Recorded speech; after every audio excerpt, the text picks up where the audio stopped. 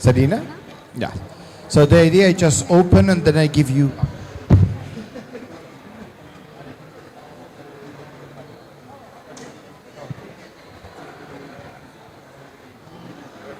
So. Hello, thank you very much for the last event. Muchas tardes.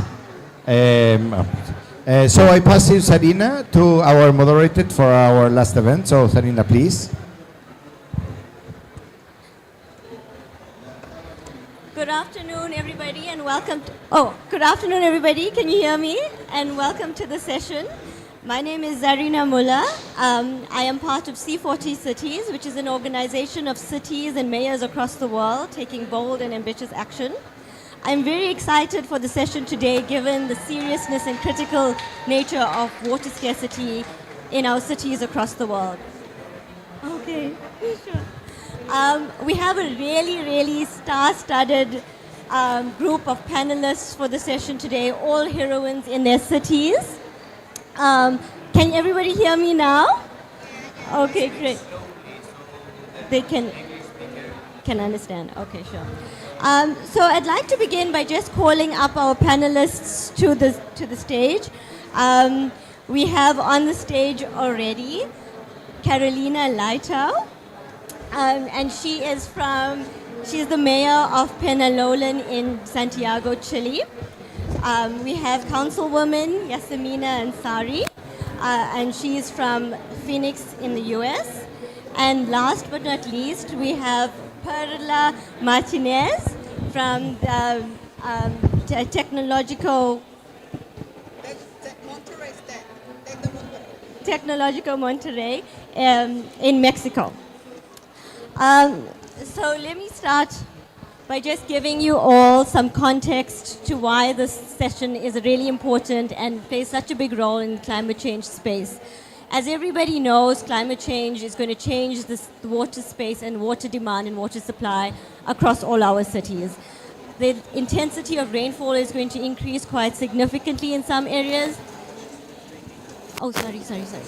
And in some areas, we're going to experience more frequent, persistent droughts. Our cities and across the world, people across the world are experiencing severe water scarcity today.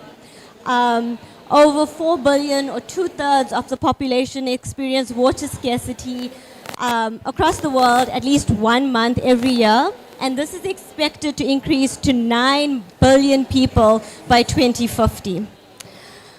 This is affecting developing and developed cities alike. I am based in South Africa, and as many of you might have heard before, Cape Town has been experiencing severe water shortages to a point where they were predicting day zero up to 2 years ago. In other areas in South Africa, in my country, we've also been experiencing day zero in other cities where we have severe water infrastructure shortages, an increased demand, and high rates of urbanization that further complex the water challenges that we face in all our cities today. In the cities that we have here today, these ladies have been taking the charge and taking the lead in addressing water scarcity in their cities.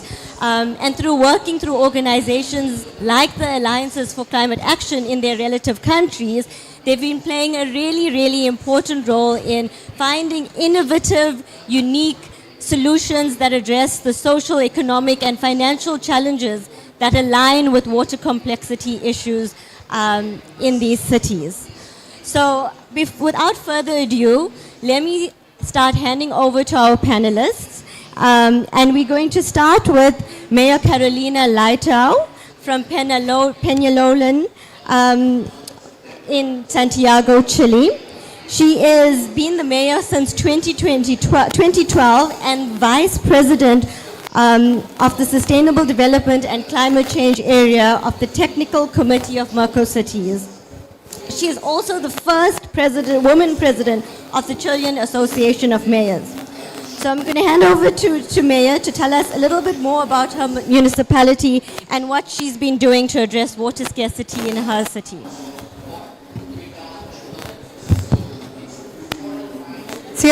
Ahí. Hola. Ya, ok. Gracias. ¿Es ahí? Ahí. Muy rápido. Ahí. Ya. Muy buenas tardes. Muchas gracias por la invitación y feliz de tenerlas a ustedes acá como panelistas también junto a poder compartir con ustedes el panel. Thank you very much, everybody, for being here. Thank you for the invitation, and I'm really happy and glad to be here sharing this panel conversation with all of you. Bueno, la verdad es que nuestro país, Chile, posee una gran diversidad, no solo en climas y paisajes, y por lo tanto tenemos el desierto más árido del mundo y también grandes extensiones de hielo milenario.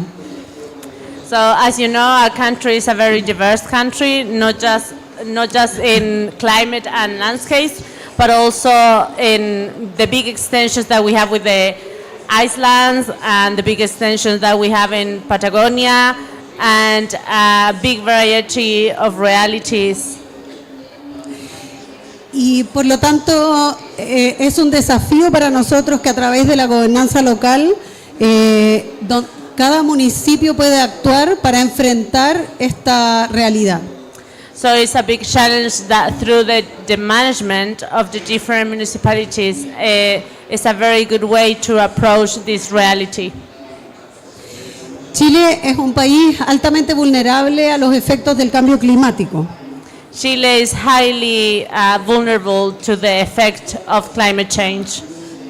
Cumplimos 7 de los 9 criterios de vulnerabilidad de la Convención Marco y estamos dentro de las 10 naciones más afectadas por este fenómeno en el mundo. We have 7 of the 9 criteria of vulnerability from the convention. Y por lo tanto, los gobiernos locales tenemos el gran desafío y somos fundamentales para poder enfrentar el cambio climático y tenemos la relación con todos los actores para poder enfrentar este problema. Because of this, local governments are fundamental to confront the climate change challenge, and also we are the ones that have the direct contact with the key actors and the territories in the framework of approaching people and their benefits. Y por eso hemos desarrollado un modelo que está basado en alianzas estratégicas y una de ellas, por ejemplo, es como pertenecemos a ACA, en este caso ACA Chile, con quienes hemos trabajado de manera muy colaborativa y con la idea de poder ir generando acciones concretas y efectivas para poder enfrentar en general el desafío cambio climático y por supuesto también el tema de la crisis hídrica. And because of this, we are super happy and proud to be part of ACA. We believe in ACA as the way to move forward in terms of climate change and sustainability in the communities. Junto con ACA hemos desarrollado más de 120 alianzas de distinto tipo para enfrentar este tema con 4 desafíos o problemas esenciales. El primero, el trabajo colaborativo transversal. El segundo es la innovación para resolver grandes problemas y necesidades. El tercero, la acción para cambios globales. Y el cuarto, la corresponsabilidad de todas y todos desde las distintas esferas que hay que abordar. As a result, we have already more than 120 alliances with different actors based in 4 essential principles. The first one is the collaborative efforts, second one, innovation, third one, local action to solve or to promote global changes, and the last one is the co-responsibility of everybody in different areas to approach and confront climate change.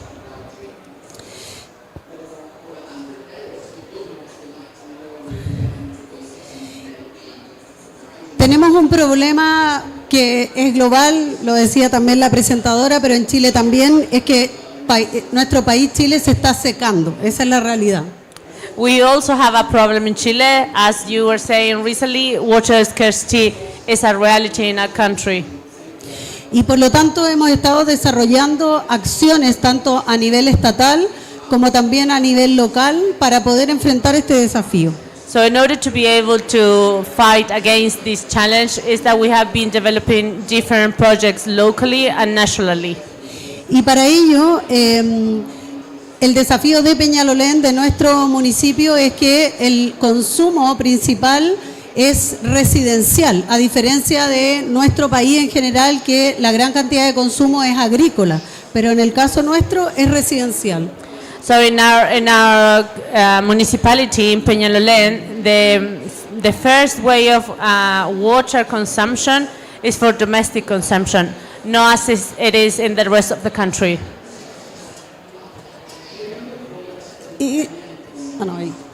Y por eso hemos enfrentado de manera muy concreta este desafío a través de distintas acciones, y entre la primera es con el gobierno regional, donde estamos trabajando junto con ellos una estrategia local. El gobierno regional en Chile, no sé si ahí lo puedes explicar tú, pero es el gobierno metropolitano y que tiene recursos que puede entregar a los municipios para distintas iniciativas.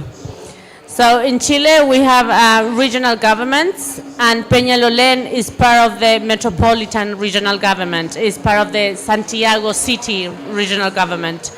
So because of this, municipalities have the chances to apply to financial resources that are part of the regional governments, and this is one of the actions that Peñalolén municipality has been implementing in order to be able to move forward with the projects that they have defined and designed to approach water scarcity. El gobierno metropolitano decidió priorizar y financiar que todos los proyectos que quiera financiar deben llevar un componente para enfrentar el cambio climático, la crisis hídrica u otras temáticas en relación al cambio climático. And so the regional government from the metropolitan region has decided to prioritize any project that has component about climate change. And Peñalolén is one of those projects that has been presented, including a climate change component. Y en el caso particular de nuestro municipio, creamos un comité hídrico municipal, donde además este año hemos puesto como meta que significa un premio económico para los municipios, o sea, para el municipio, para los funcionarios, el ahorro hídrico. So as a result of this, we have created a committee, a hydric committee, in which one of the goals is... Sí, la meta institucional, es que es con recursos. El ahorro hídrico, el plan de ahorro hídrico municipal. So one of the main goal of this committee is the creation of water saving plan. Yeah. Y desarrollamos también la estrategia hídrica local. But also we developed an hydric strategy locally. Lo que incluye la participación de toda la institución, no solo de la Dirección de Medio Ambiente, sino que de toda la institución, de todo el municipio y de todas las direcciones municipales. Which include the participation of every single governmental institution, but also other important institutions for the municipality. Y algunas de las acciones específicas que hemos estado desarrollando. And now I'm going to tell you about one of the specific actions that we have been developing as part of this plan. Una alianza con la empresa de agua para que nos reporte información de nuestro consumo en áreas verdes, domiciliario, etcétera. So we have managed to create an alliance with the main water supplier in this municipality in order to be able to gather information about water consumption. Que en Chile la empresa de agua es privada, por eso que el Estado no tiene esa información de manera directa. So just as you know, in Chile water is private, as we don't have water as a right. So because of that, highlighting the fact that we have an alliance with this private company, it is really, really important, because as a Chilean citizens, we don't have the right to access to this information. So it's actually quite key to be able to gather this information and have this alliance. Sí. Y por otro lado, estamos desarrollando un piloto en áreas verdes para mejorar la eficiencia en los temas de riego y con nuevas tecnologías y nuevos métodos. And also we have in all the green areas of our municipality, we are developing different strategies to improve the water consumption for watering the green areas. También modificamos los requerimientos hídricos de nuestras áreas verdes y cada vez que creamos una nueva área verde, solo ponemos un 30% de pasto y el resto son especies nativas y otros. And one of the things that we have done as well is that in all the new green areas, we are using just 30% of grass, and the other species are species with very low water necessities. And also we have strategized and implemented better ways to do the watering of the green areas. También el trabajo en recintos municipales para cambio de llaves, para poder generar, ¿cómo se llama esto? Válvulas para cortar automáticamente el agua, o sea, el recambio de todos los elementos de grifería u otros para ahorro hídrico también. And also in order to be able to save water and use less water, we have improved all the installations, all the equipment needed to do the watering and all the water transportation into the green areas. Y también hemos desarrollado campañas de capacitación con la comunidad para enseñar de qué manera ahorrar en la casa y lo que implica más un ahorro monetario, porque es menos la cuenta, pero además la contribución que ellos hacen, digamos, al ahorro hídrico general. We have also developed and we have been implementing different communicational and educational campaigns in order to be able to let the community know different ways to save water or to waste less water. Y en esas campañas ponemos ejemplos concretos de cuánta agua se gasta.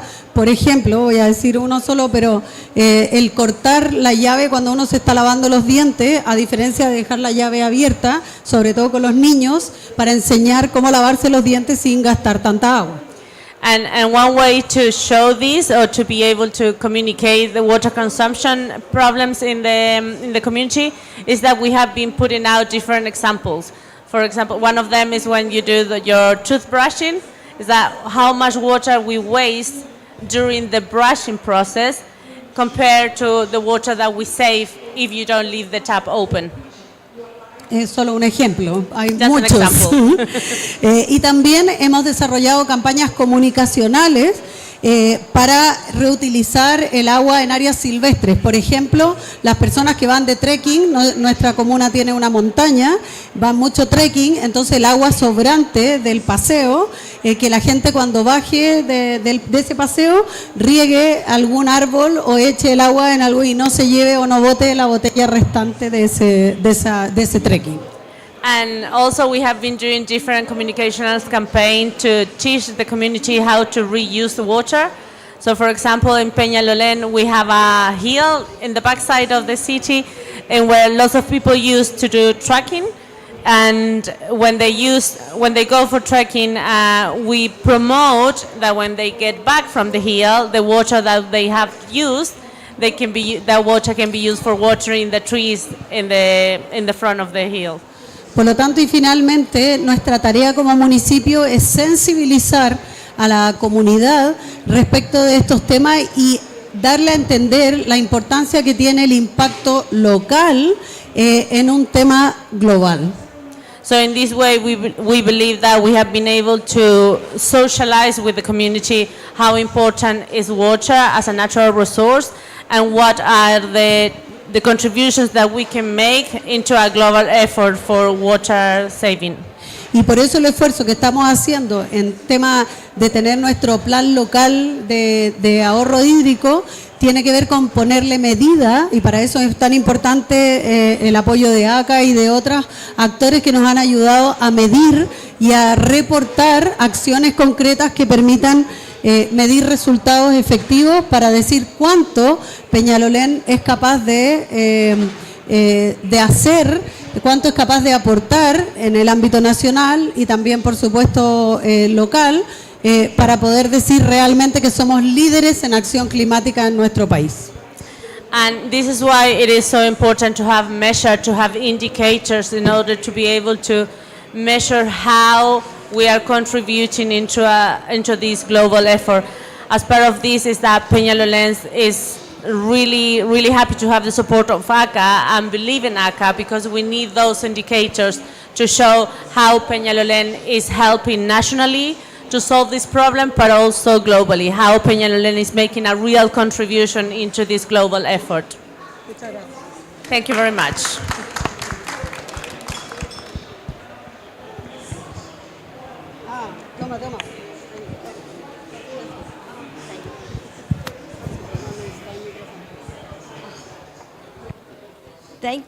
Thank you so much, Mayor Laito. It was very inspiring to see the incredible work you're doing in your municipality.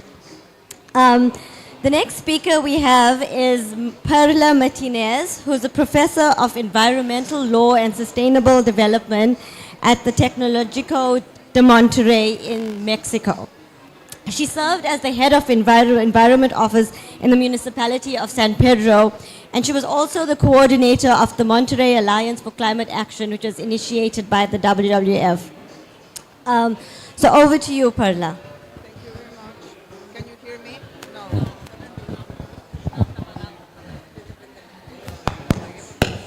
Thank you very much. You can hear me now, right? Okay. Well, my name is Perla Martinez, and well, our moderators just mentioned a few of my background, but my current role is I am the climate change manager of Tecnológico de Monterrey. I'll explain a little bit later what Tecnológico de Monterrey is. It's a Mexican university. But I would like to say how happy I am of being here because, as our moderator just said, I used to be the coordinator for the Alliance for Climate Action in my city, in Monterrey. And actually, by Tecnológico de Monterrey being a strategic partner, they kind of identify me and hire me to help them for the implementation of now their climate action plan.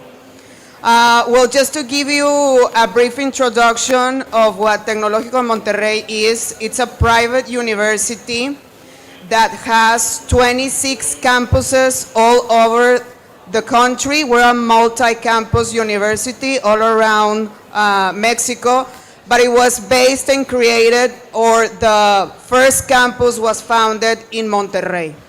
We have 2 hospitals. We have a sister university, which is called Tec Milenio, and we have a very large community of 90,000 students and 10,000 academia and researcher members, and also our administrative team.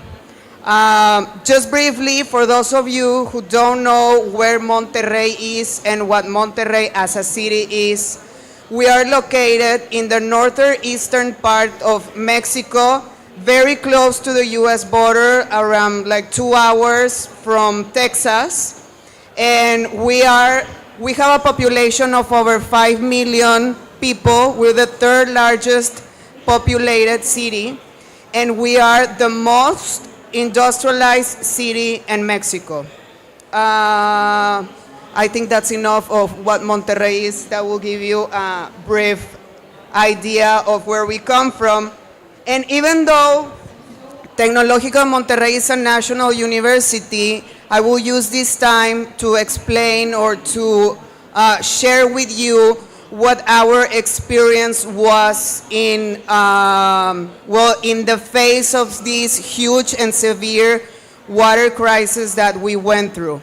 The whole Mexican territory, 65% of the territory was in severe drought, and there was actually an emergency declaration from the federal government stating that we were under a national water crisis.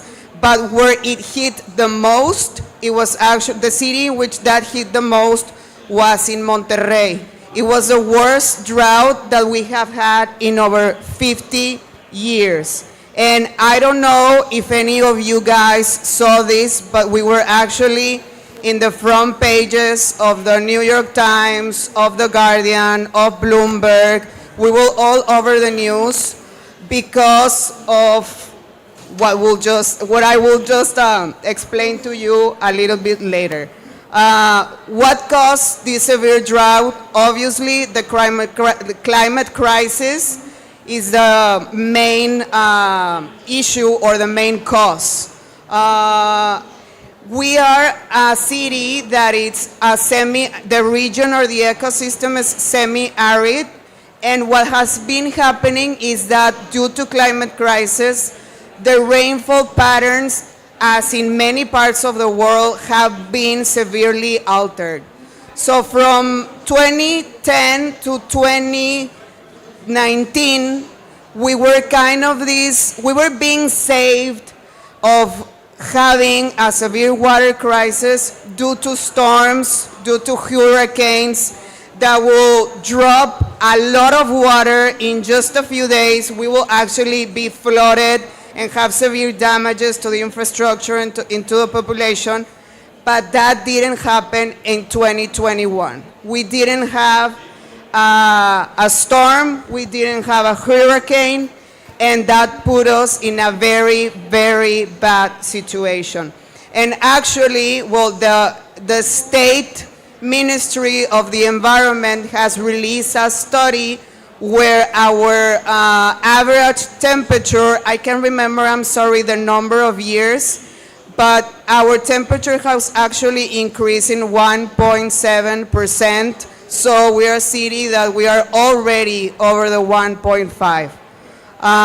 This causes, I don't know if you knew this, but a great percentage of the water that is in our dams actually gets evaporated because of this heat and these heat waves. So there's another factor for the crisis. And well, we are a very non-climate resilient society. For years in whole Mexico, but Monterrey is not the exception, there's been a lack of investment and infrastructure. We don't have resilient infrastructure that actually takes advantage of rainfall or that actually recycles water, or not to the scale that is needed. We have an uneven distribution between the residential usage, between the agriculture, the industry, etc. There's a huge exploitation of our water bodies, our dams, and our underwater, because like I said before, Monterrey is the most industrialized city in Mexico.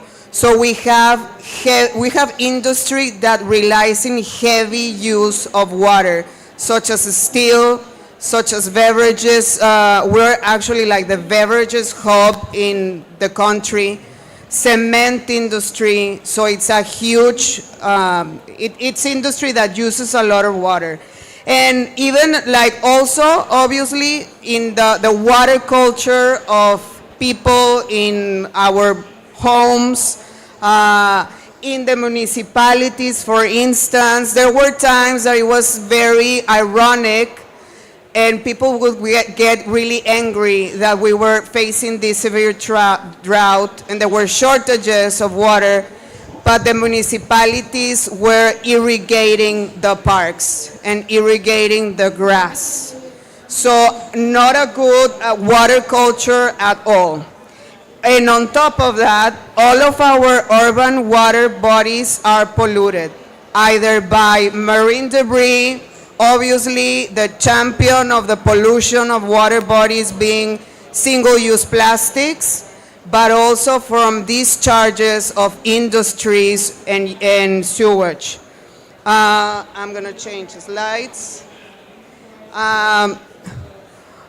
What we experienced during this crisis is what we saw the climate crisis affecting, as we know, affecting the most vulnerable population. But it was really evident. As you can see in those images, you can see people standing in line for hours to get water. You can see one of our main dams, which is called La Boca. It was complete. I don't know if you can see it or you can identify it from where you are, but there's actually a boat that it's where there used to be a dam, and that's where we will go on the weekends to have fun, etc. And that image made it all over through the world. Our boats in the dam were in dry soil. The government had to take drastic measures that were very unpopular, and some of them were more effective than others. And then you have the federal government taking some measures, the state government taking some measures, and the municipal governments taking measures, because the water legal powers of the administration of water, it's distributed between the three levels of the government. But obviously what was most controversial, or what was suffered by the population, is that we were having, water was being rationed. So they made like different, like several strategies were like trial or implemented. First, we didn't have water like for an entire day for some zones, and then we only had water from 1 hour to the other.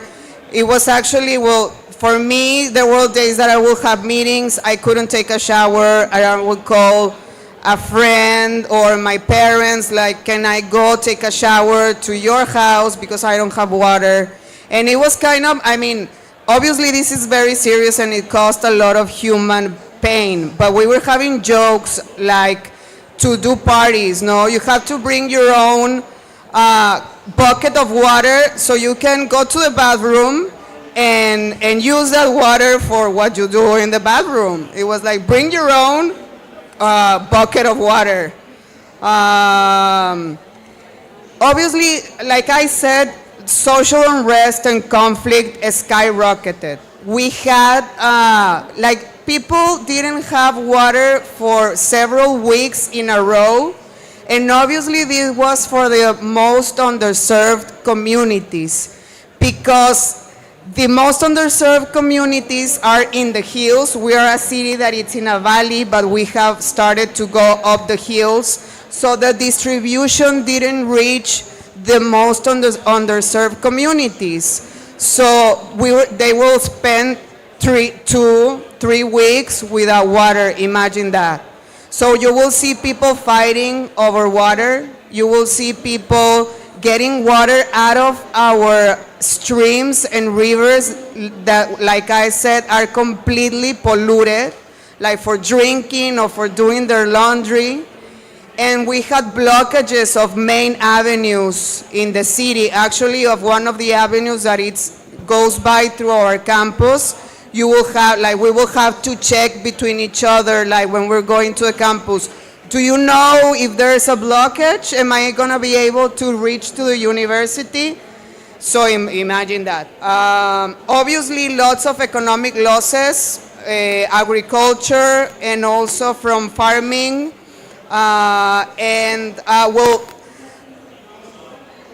The production, I don't know up to what extent, but the federal government did prioritize the use of the water that was left for human consumption. So they restricted the water that was being used for the production from industries.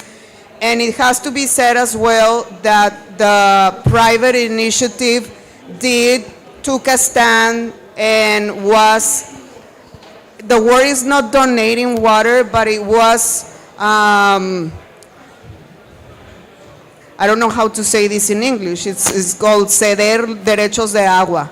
I'm sorry, but I didn't practice that part. Derechos, water rights, but it's, hi Mariana, hello. Sorry. I'm excited to see a friend.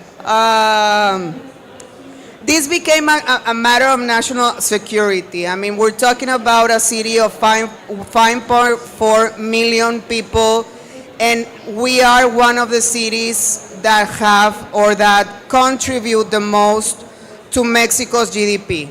So there was a point we were like getting scared because we were seeing like the National Security Ministry is coming to Monterrey to hold meetings regarding this situation, what is going to happen. That was supposed to be my very brief introduction, but as always, I get very excited about these topics. I do want to say before I hand the microphone to you, what we're doing at Tech regarding that, just a very brief introduction.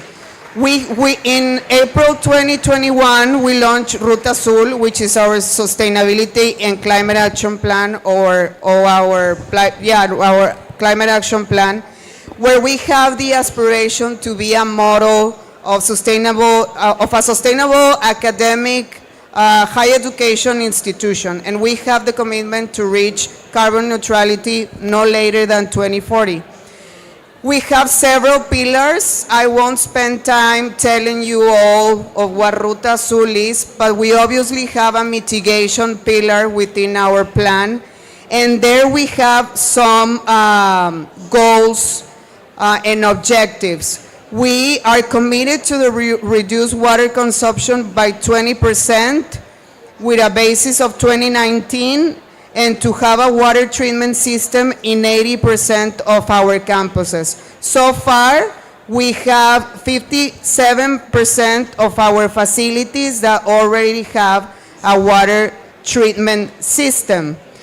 But in the face of this big crisis, we knew that Tecnológico de Monterrey as a university was called to do more, and was supposed to be an example of ambitious action in front of this very severe and very causing of suffering water crisis. So we made a contingency plan to accelerate our water goals. We did many of to reduce water in our own operations. No, for instance, in the Monterrey campus, we have 20,000 students.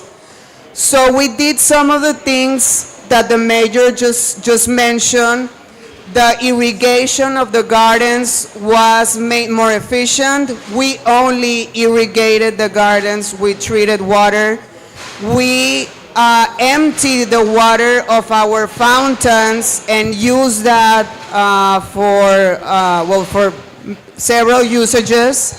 We changed the equipment in the showers, and we changed the equipment for the water tap, the tap water. We discovered that these ones that have the push, I don't know if you knew that, but we made a study and those are the most efficient, not the ones with the sensors.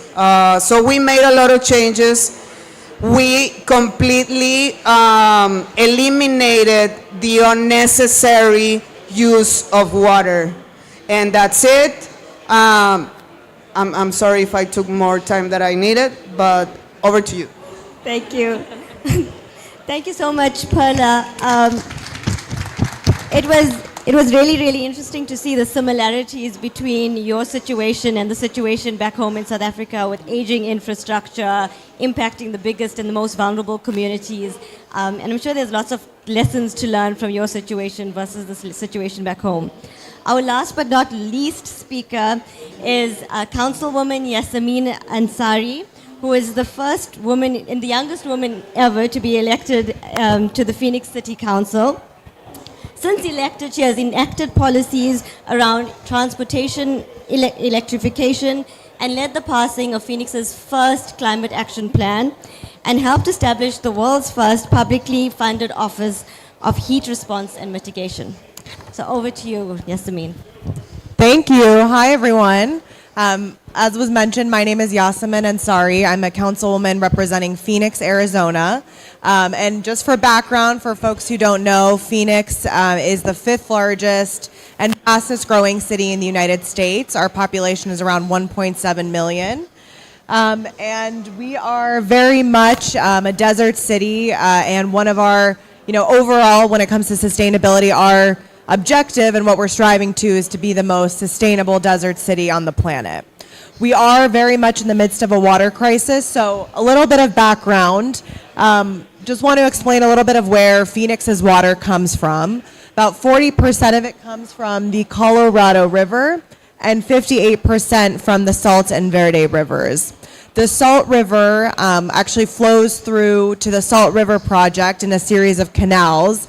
And just a fun fact, we have more canals than in Venice and Amsterdam combined. So that's a little bit of the breakdown. When it comes to the Colorado River, thank you. The Colorado River is right now experiencing the driest conditions that it has had in over 1,200 years.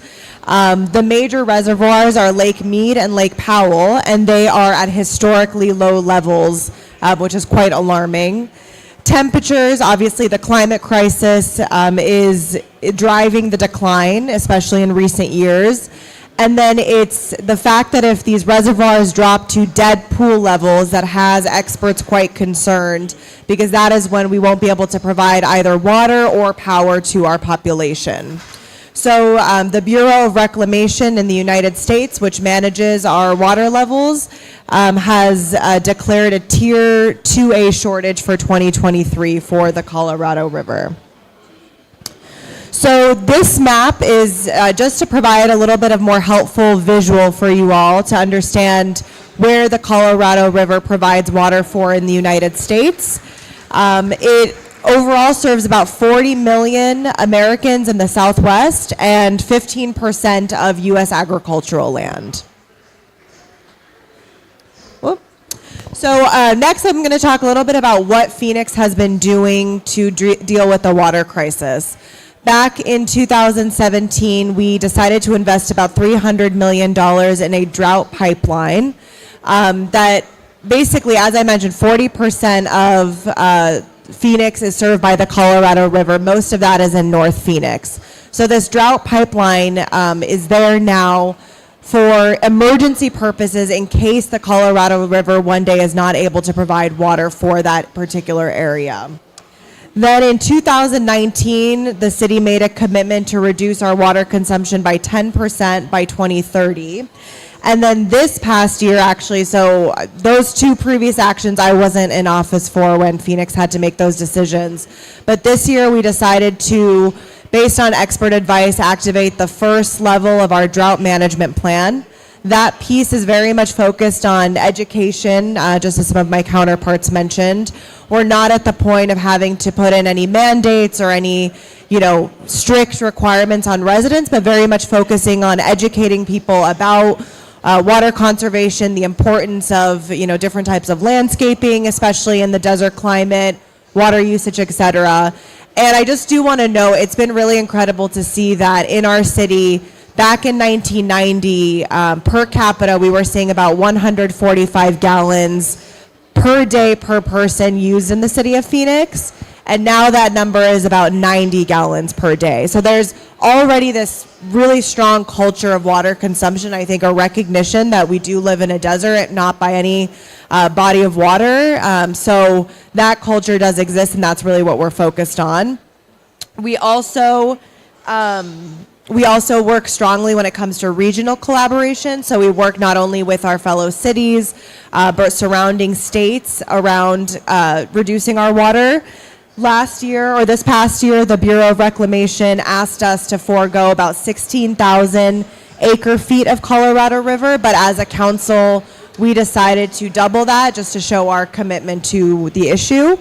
And then finally, what we're looking at, which I think is quite exciting, is zoning changes, because a lot of what we do as a city council is, when new development projects come in, or new companies, new huge apartment complexes, or whatever it might be when it comes to development, we get to kind of set the standard of what we want to see in those developments. So right now we are developing new regulations, new zoning requirements around making sure that new projects use the most modern water efficiency certifications with the EPA, utilization of native landscaping, green infrastructure, and preservation of natural open space. And then large water users will have to be able to prove to us that they can recycle at least 30% of the water that they use. So that's kind of where we're at. I will say up until this point, it's been challenging because I don't think we've had the right partners at the state government level in Arizona to be able to really support our efforts. There was actually quite a big scandal locally because our former governor, and I say former because as of yesterday, we just elected a new governor who's a Democrat who will, has made water a big part of her platform. But our former governor was actually leasing farmland to the government of Saudi Arabia for very, very low prices and giving away hundreds of thousands of gallons of water per year. So he faced a lot of criticism for that. And I think those are the kinds of things that we need to be very cautious of as a state. So that's where we're at. Again, we're growing very quickly, but I think I trust in the fact that we have very smart people at the city working on this. I think, while we are very cautious and planning ahead, we feel comfortable where we're at with the plans that we have in place for water conservation in the coming years. Thank you. Thank you so much, Yasemin. That was incredible to see how much work you've been doing to conserve water in your city, and really, really inspiring. Now we're going to I'm just going to ask you all a round of questions. Let me start with you, Carolina. You mentioned in your talk about a local committee that's working on water and water access. Can you tell us a little bit more about...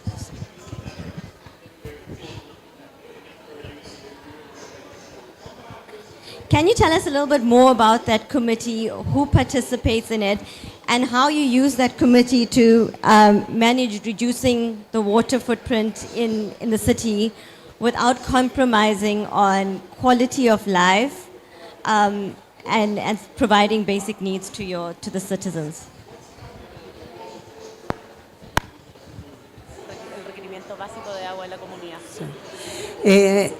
El comité hídrico es un comité compuesto con funcionarios de la municipalidad y por lo tanto cada dirección municipal ve dentro de su área de acción en qué temas o en qué acciones específicas puede contribuir. So the committee is made out of the municipality professionals from the different departments of the municipality, and because of this they have the role to contribute to this plan with the different actions line that they pursued, and they are in charge of their implementation in the municipality. Por ejemplo, está educación. Y ahí están todos los colegios que administra la municipalidad. ¿Qué acciones dentro de los colegios se pueden implementar para reducir el consumo de agua o reutilización de agua? So, for example, is the educational officer of the municipality, and the role of this person is to incorporate every single school or college in Peñalolén to be able to implement different educational campaign in their schools. También el consumo de nuestros funcionarios. ¿Qué acciones concretas se pueden hacer para que la municipalidad reduzca su consumo o pueda reutilizar también las aguas que se utilizan en distintas acciones? Also, those professionals help us to identify which specific actions we can do in the municipality in itself to help to the reduction in water consumption. Y también desde el área regulatoria, por ejemplo, participa también el área jurídica, el área legal, y ellos también, su misión es desde su experiencia, que es bastante más como Legal. behind, claro, es como, no es tan directa, cómo ellos pueden proponer, por ejemplo, regulación municipal para contribuir, una ordenanza de medio ambiente, por ejemplo, para poder contribuir a reducir el consumo. So also, for example, we have the professionals that work directly with legal frameworks or the lawyers that we have in the municipality, and their role is based in their experience to help the municipality to promote and implement regulations that support the strategy in order to be able to reduce water consumption locally in all the Peñalolén city, but also internally in the municipality. Thank you very much. I'm going to move over to Perla, and the question to you is, you come from a university background, and I want to understand more about what is the role of universities, research, and academia in supporting cities with combating and addressing the water crisis that many cities face. Yes, thank you for that question. You know what I just said of what the actions that we took to reduce our own consumption and to recycle, to treat and recycle water, that's actually what every institution is called to do. I mean, it was in the faces of such a severe crisis, it was honestly what was the basic thing that you had to do. And I do want to say that with all the actions that we implemented in over 6 months, we saved 30 million liters of water that are the equivalent of what a family of of what 180 families of 4 use during 4 days. So it's not a small action. But when I just told you, we have a very large and diverse community. We have 90,000 students. We have 10,000 academics, and we have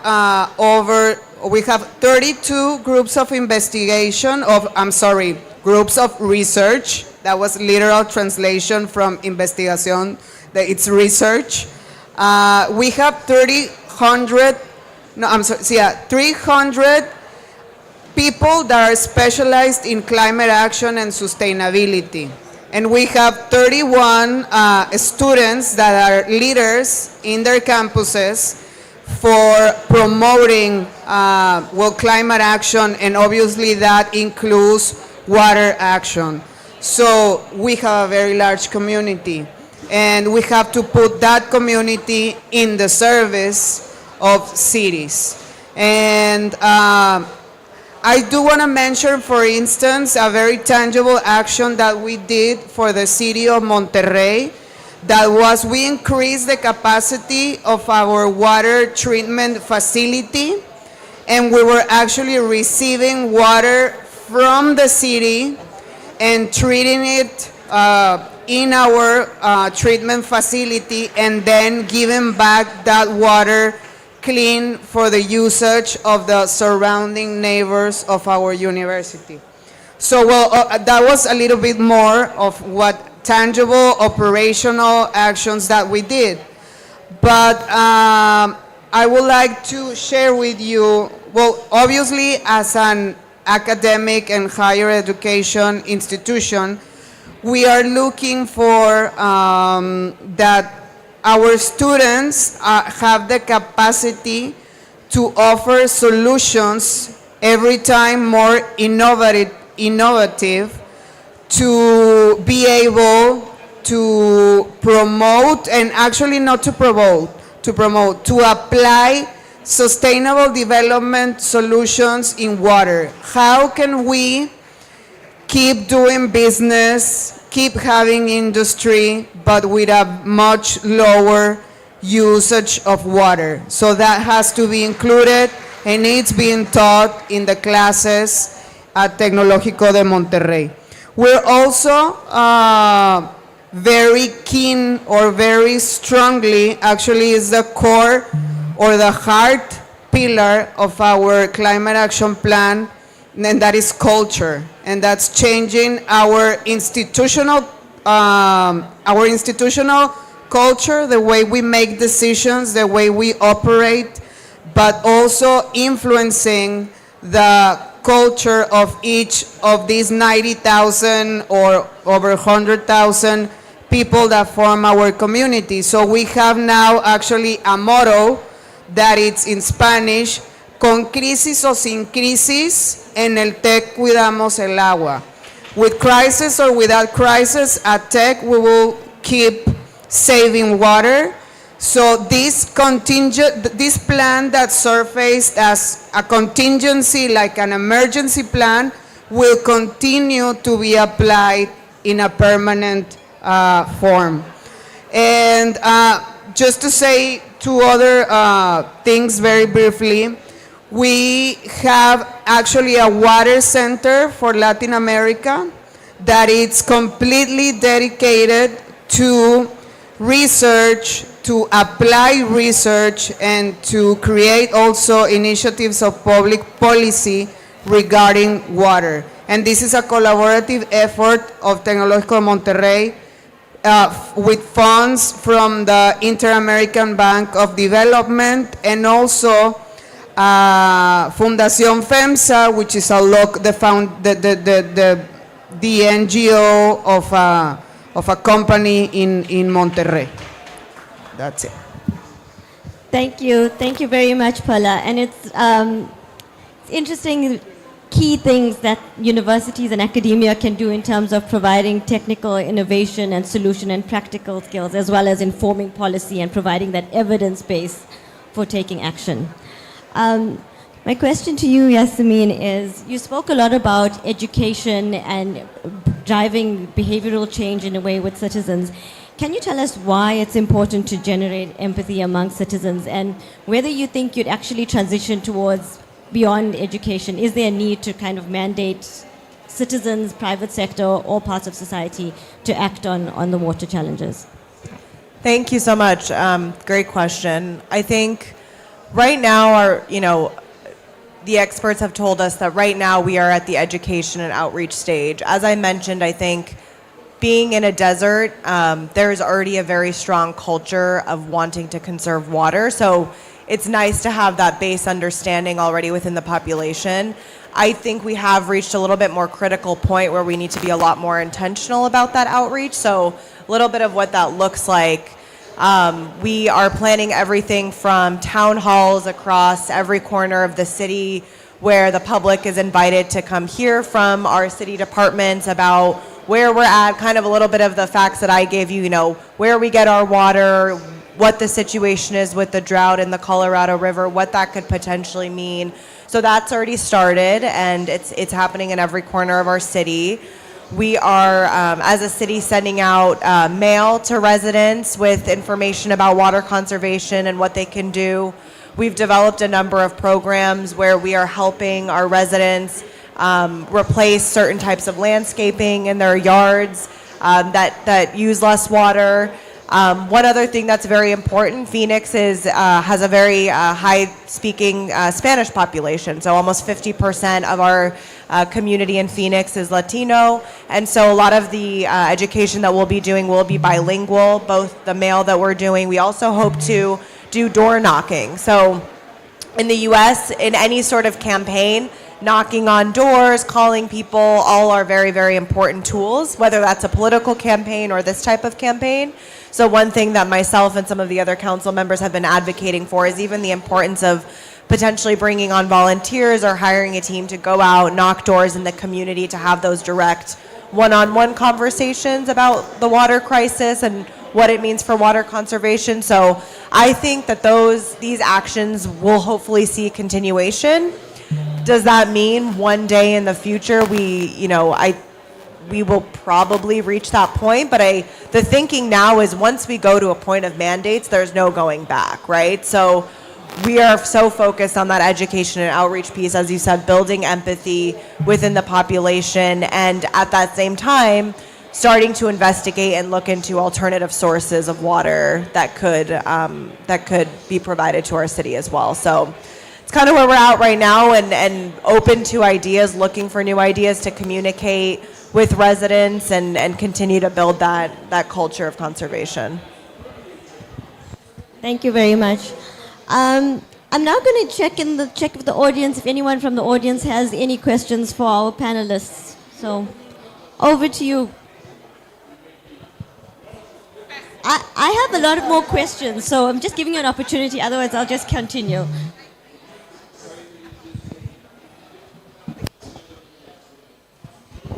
Thank you so much for being here and for sharing these insights with us.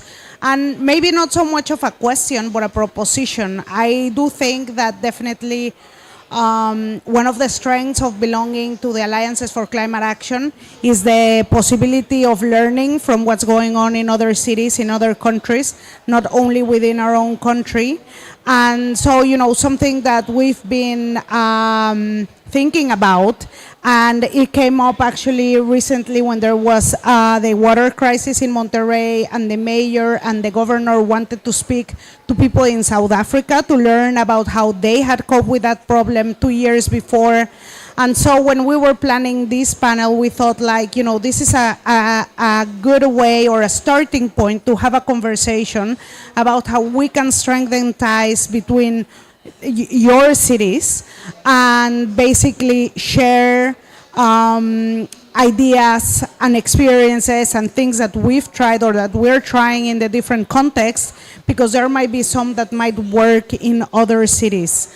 So I just want to leave this as an idea to come back to this conversation with you guys after COP is done, and to think about how we could maybe establish through the Alliances for Climate Action a mechanism to help you guys share information within yourselves, but also with the other members of the Alliances for Climate Action. And I think that we might start with water, but then there's, so many topics that we could take this into. So, Luis? Thank you, Luli. So I want to thank everybody, because I sat here fascinated, the most fascinated I've been since I got at COP. And it's very interesting to me that so many of the people in the room now are women. And I wonder if there is not something to do with the fact that women are at the front line of having to make sure the washing gets done, the cooking gets done. We are the household users of water very often. I mean, luckily men also shower, but, I think in a sense, we're the ones who are often at the brunt of the water issue. But I want to highlight your moderator.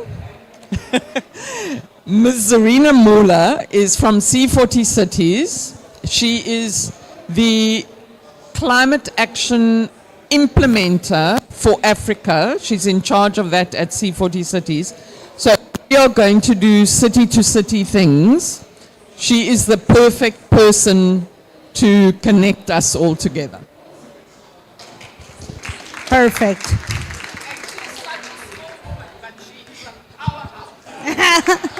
Thank you.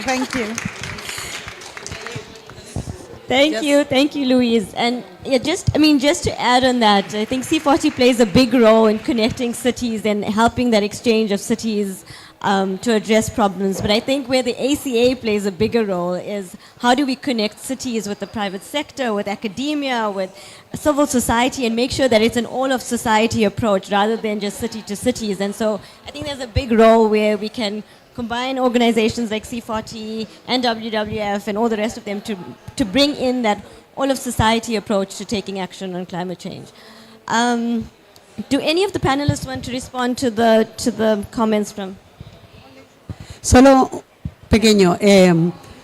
La mayoría de las personas que participan en las capacitaciones comunitarias son principalmente mujeres. So the majority of the people that participate in the community training sessions are women. Y cuando asisten hombres, nosotros les explicamos que cuánto se consume para elaborar una botella de vino. And when we have men in those sessions, we explain to them how much water we need to produce one glass of wine. Y entonces los hombres dicen que prefieren no bañarse pero seguir consumiendo vino. And because of that, their answer is, I do prefer not to have a shower rather than not to have a glass of wine. Es eso la mejor manera de explicar el consumo de agua, porque nosotros tenemos un gran consumo de vino también en Chile y de otros alcoholes, pero también representa cómo las miradas entre un hombre y una mujer respecto del consumo. Es como los ejemplos tienen mucho que ver con las prácticas habituales que tenemos cada uno en nuestra día a día. And because of, in Chile we are a wine country producer, but we also love wine. So this is a very good way to explain the difference in the role that we have also in terms of the house administration. Is that what were you saying? Is that so we do believe that as women we have that power to promote and the right administration of water resources. Thank you so much. And I think you bring in the critical thing about the supply chains and understanding how much water it takes to produce various things, to build that awareness and make it relatable to people around their behavior and their habits and how that's impacting water supply. So we're going to start wrapping up this conversation, and I want to thank all three of you for your really, really inspiring and incredible work. But in closing, I want to ask you to just think a little bit about your cities and your context, because this challenge is going to start impacting more and more cities across the world. And I know there are tons of interventions and there's tons of things that needs to happen in cities. But if you could personally identify one key intervention, one key thing, or a piece of advice that you would give to other cities that are probably going to be facing these challenges, and I'm sorry to be negative, but it's true. Can you give us one piece of advice or one recommendation for other cities across the world that's embarking on this very scary journey of water scarcity? Can I hand over to you first, Yasmina? I'm putting you on the spot there. I mean, the first thing that came to my head was just plan. I think planning is absolutely critical, making sure you're prepared.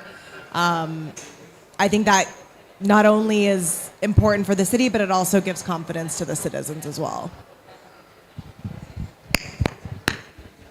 I was going to kind of elaborate on what Luli was saying before about the strengths that being part of an alliance helped Monterrey and Nuevo León to face this crisis. Because on one hand, as we are all connected, we aid the city of Monterrey and using WWF for them to speak with the Cape government, because it was very important, and it's also what Luis was saying. Our governments were improvising a lot for the solutions, and in that improvisation, a lot of social unrest was created, a lot of criticism, a lot of conflict between the society was triggered, and the solutions were not necessarily being effective. If there was some very simple example, they will cut the water service in your house, and by accident you will leave the tap water open and you wouldn't realize. And it happened to me, and it happened to several friends, that we will wake up and our house was flooded because of a simple mistake with this. And at the beginning of the crisis, the water consumption was even on the rise because there was panic. So people started buying, how do you say tinaco in English? Like a tank to storage, large tanks to storage water on top of your roof. Like it was the best selling product all around the city. And there was a big discussion of the morality, of the ethics of the people who were buying that thing and like making it was like a panic, shopping in panic, right? But in the water. So the connections with other cities and with our universities and so on that have already faced this thing, I'm sure will have saved many mistakes, and we definitely need to be learning from each other.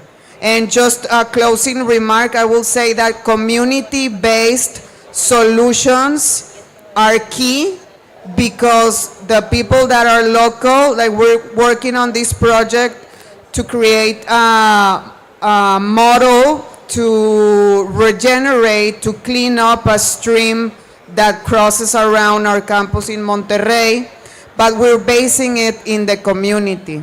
So when the community becomes together, and I heard this in another panel, that when you have a strong community with a good collaboration, for instance, in our case of a university, providing technical advice and a lot of volunteers, and it's a good project, you will get funding, and the project will take impact quickly. So for me, like my hope now relies in community multi-sectorial actions.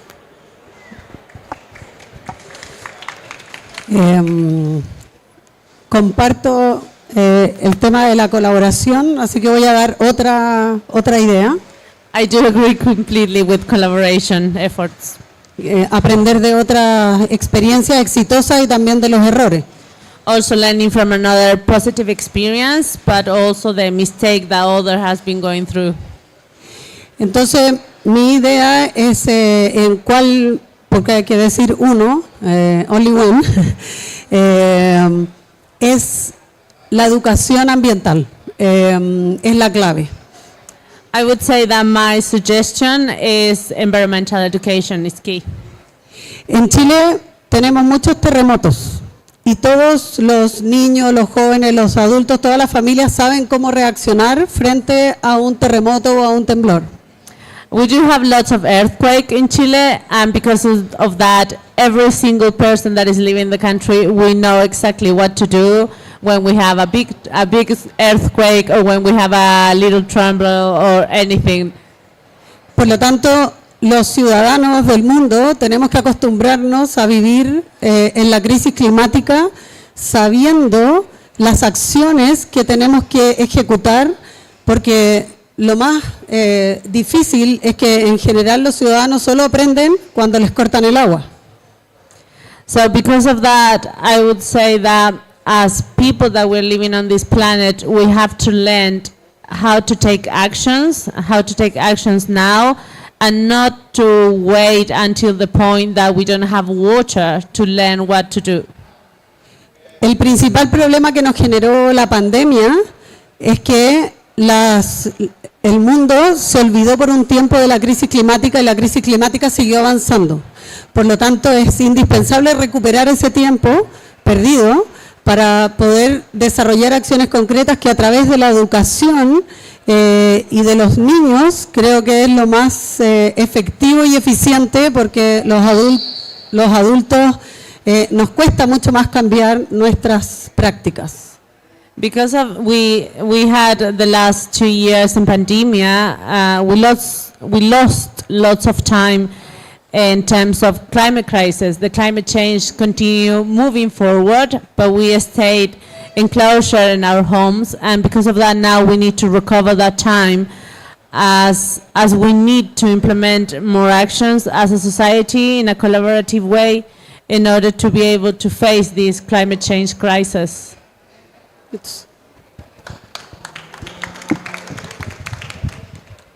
Thank you all so much. And I think what you've all said aligns very well with the Alliances for Climate Action, planning, collaborating, working together, advocating. And it's really incredible to see that there's so much momentum on the ground and there's so much that everyone can learn from you. So I'd just like to conclude the session with thanking our panelists. Your input has been really incredible. And thanking the audience. I know it's quite late and it's been a really long day, so thank you for being here and for asking questions and being engaged. And have a wonderful evening and enjoy the rest of COP. Thank you very much. Thank you very much. Can I ask you to stay 2 minutes? I want to close, but if we make the picture, we will have nobody to close. So 1 second. Today is the end of ACA Day, but also we're still in. So the 4th days of ACA discussions. So thank you very much to those who are here. I hope gender has nothing to do with this. I mean, I love this subject. And I think, we live in Santiago. Santiago is a mess, and we really have a problem. I've been speaking with the last 4 governments, and everybody says we have a problem and doesn't know how to do. And I think cities will solve it, and ACAS can be. Monterrey was there. I mean, when it rains, and when your name is the name zone of arid place, Arizona, we have a problem. So not all the cities, we had an interesting presentation of Thailand, Mekong, they don't have this problem. The Amazonas doesn't have this problem. But when I was seeing the composition of ACA, I said, we have the biggest cities with problem here. And we have the most motivated teams to do something about it. And I feel that within ACAS, we really can start finding solution. And by this close collaboration, we really can find something. So thank you very much. I think it was super interesting. We have a new ACA. We have a potential new ACA in Kenya. And tomorrow we're going to have a strategic session to really agree on those who are managing the ACAs on what is the future that we want to be. So probably we will see us very regularly here. So thank you very much.